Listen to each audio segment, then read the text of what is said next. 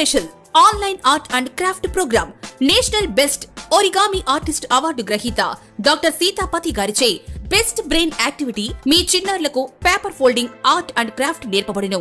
Online classes May 1 నుండి 31 May వరకు. Time 4 PM to 5 PM daily 1 hour. Age group 5 to 14 years. మరిన్ని వివరాలకు సంప్రదించండి 9299458359 9299458359. వాట్సాప్ లో హాయ్ అని మెసేజ్ పెట్టండి. తెనాలి డబుల్ హార్స్ రుచికరంగా ఉంటుంది, అనుబంధాల్ని పెంచుతుంది. క్వాలిటీ మరియు టేస్టీ స్వీట్స్ కొరకు Shashi sweets and Gujarat IAS అధికారిని వైశాలిని ఏపీ క్యాడర్కు బదిలీ చేస్తూ కేంద్ర ప్రభుత్వం ఉత్తర్వులు జారీ చేసిందని తెలుస్తోంది.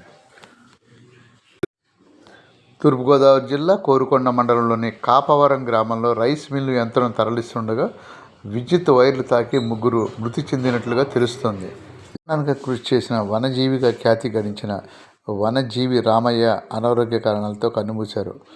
గ్లోబల్ పీసు, కేంద్ర ప్రభుత్వం వనసేవ అవార్డును, పద్మశ్రీ వంటి అవార్డులతో వారిని సత్కరించారు. గతంలో వీరి స్వస్థలం ఖమ్మం రూరల్ మండలం రెడ్డిపల్లి.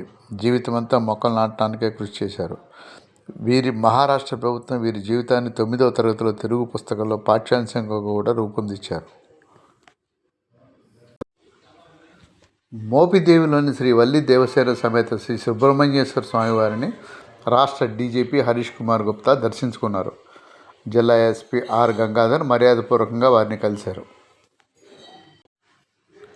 విజయవాడ ఎన్టీఆర్ జిల్లా చిట్టినగర్లో సొరంగ మార్గంలో అగ్ని ప్రమాదం జరిగింది.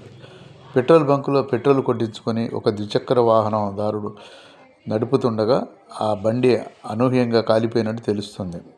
పక్కనున్న వాళ్ళు చూసి మీ బండి ఫైర్ అవుతుందని చెప్పడంతో ఒక్కసారిగా వాహన చోదకుడు అలర్ట్ అయ్యాడు.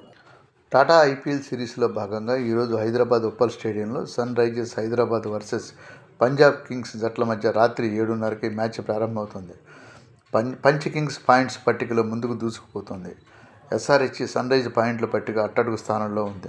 ఎస్ఆర్హెచ్ వరుస పరాజయాలతో అభిమానులను నిరాశపరుస్తుంది. ఎస్ఆర్హెచ్ 5 మ్యాచ్లు ఆడి కేవలం 2 మ్యాచ్ల్లో మాత్రమే గెలిచి 2 పాయింట్లతో చివరి స్థానంలో కొనసాగుతుంది. పీబీకేఎస్ జట్టు ఆడిన 4 మ్యాచ్ల్లో 3 మ్యాచ్లు గెలిచి 6 పాయింట్లతో 3వ స్థానంలో కొనసాగుతుంది. ఎస్ఆర్హెచ్ జట్టు గత ఐపీఎల్ సీజన్లో రన్నరప్గా ఉన్న విషయం తెలిసిందే. ఎస్ఆర్హెచ్ జట్టు తన సొంతం ప్లేస్లోని ఈ మ్యాచ్లో అయినా గెలవగలదో లేదో చూద్దాం. నిన్న జరిగిన మ్యాచ్లో సిఎస్కే మీద కేకేఆర్ జట్టు సునాయాస విజయాన్ని అందుకున్న సంగతి తెలిసిందే.